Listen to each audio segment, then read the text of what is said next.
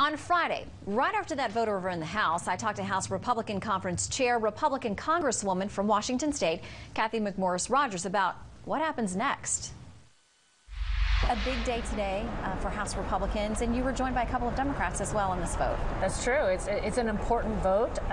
It's one that keeps the government open, as well as controlling spending and defunding the president's health care law. And it's clear that this law is unworkable.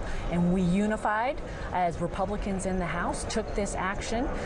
So we feel good about sending this bill over to the Senate and having the debate in the Senate. And you know it's going to be a tough road over there. I want to read you a couple of reactions to the vote and then get your reaction to that. Yes. We have Senator Patty Murray, the chair of the Senate Budget Committee, saying today it's an irresponsible exercise in Tea Party pandering. Well, she needs to listen to the American people. And over the last few weeks, members were home in their districts all across this country, and we heard the stories from individuals, from families that are almost panicked over how they see this law being implemented, how it's impacting their lives, whether it's access to the doctor, to the hospital, premium increases, and they're not sure how they're going to pay for it.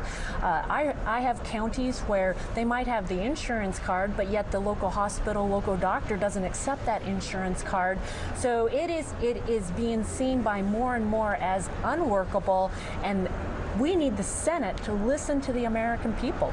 The American people see that this law needs to be repealed, replaced. Okay, you have some folks over there, GOP senators who've gotten together in a very organized effort now. Ted Cruz, Mike Lee, they'll be joined by some others apparently, really trying to rally the troops on that side for the GOP. But there are GOP senators who have spoken out. I think of John McCain saying basically it's not rational to think that you're going to have success in the Senate side. What do you hope to see happen there? Do you think there's momentum for others to join with the efforts of Cruz and Lee? How do they coalesce on the other side of the hill? Well, we need to have that debate in the Senate. If we're going to be successful on behalf of the American people that see this law as being unworkable, then we need the Senate to have that debate. And Republicans and Democrat senators need to take very seriously. I would encourage them to listen to the people that they represent in their hometowns or their home states. Even the president has acknowledged that so many portions of this law are not ready for prime time. He was the one who made the recommendation that the employer mandate should be repealed or delayed. So if the employer mandate is not ready, then shouldn't we be delaying the individual mandate?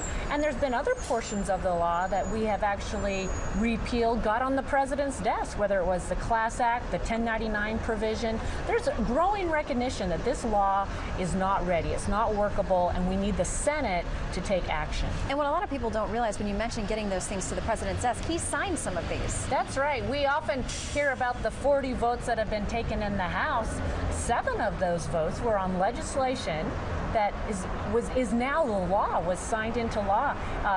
We've taken 6 votes that were actual total repeal, and then we've taken other votes like the delay of the employer mandate, the delay of the individual mandate, the legislation to prohibit the IRS from hiring 16,000 employees to implement this law that are sitting in the Senate waiting for consideration. How does the GOP deal with what is undoubtedly coming, and it already has, the fault being placed on the GOP for essentially, quote unquote, shutting down the government? I mean, you know the public perception is going to be there. It's what a lot of the mainstream media is saying. Despite the way that this is structured, what do you do with that perception? The Republicans do not want to shut down the government. And the House acted today.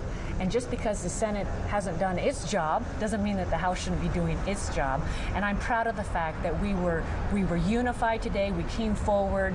We proved that we know how to govern, know how to take on these tough issues, and we took action that will keep the government open, control spending, and defund Obamacare.